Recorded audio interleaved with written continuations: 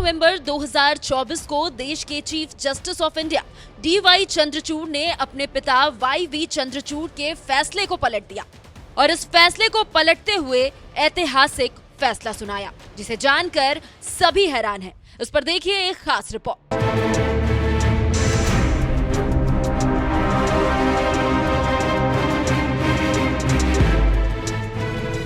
भारत के मुख्य न्यायाधीश DY चंद्रचूड़ 10 नवंबर को रिटायर हो गए।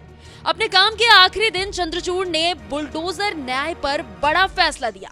जस्टिस चंद्रचूड़ ने 9 नवंबर 2022 को CJI का पद संभाला था। उनकी जगह अब संजीव खन्ना भारत के अगले चीफ जस्टिस होंगे।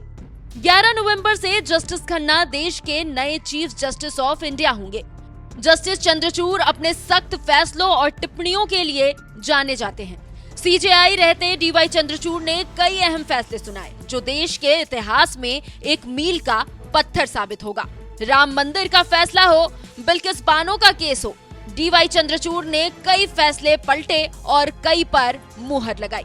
न्यायपालिका के इतिहास में पहली बार पिता पुत्र की जोड़ी रही जो देश के मुख्य न्यायाधीश के पद पर पहुंचे।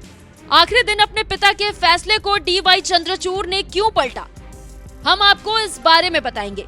काफी दिनों से निजता के अधिकार को लेकर विवाद चल रहा था कि संविधान के तहत मौलिक अधिकार है या नहीं। इसी को लेकर सुप्रीम कोर्ट के 9 जजों की संविधान पीठ ने फैसला सुनाया। क्योंकि जस्टिस DY चंद्रचूड़ ने आपातकाल के दौरान दिए गए प्रसिद्ध ADM जबलपुर मामले में अपने पिता YV चंद्रचूड़ के फैसले को पलट दिया।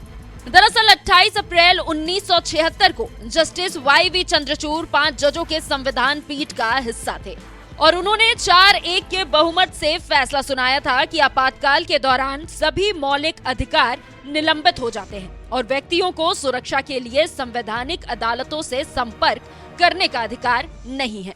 अब 41 सालों बाद बेटे जस्टिस DY चंद्रचूड़ ने अपने पिता के फैसले को खारिज कर दिया और ADM जबलपुर में बहुमत बनाने वाले सभी 4 जजों द्वारा दिए गए फैसले में काफी कमियां हैं। जस्टिस DY चंद्रचूड़ ने अपने पिता का जो दूसरा फैसला पलटा वो एडल्टरी लॉ पर था। 2018 में न्यायमूर्ति DY चंद्रचूड़ उस पीठ का हिस्सा थे जिसने सर्वसम्मति से उस कानून को रद्द कर दिया जो एडल्टरी को एक व्यक्ति द्वारा दूसरे के खिलाफ किए गए अपराध के रूप में मानता है।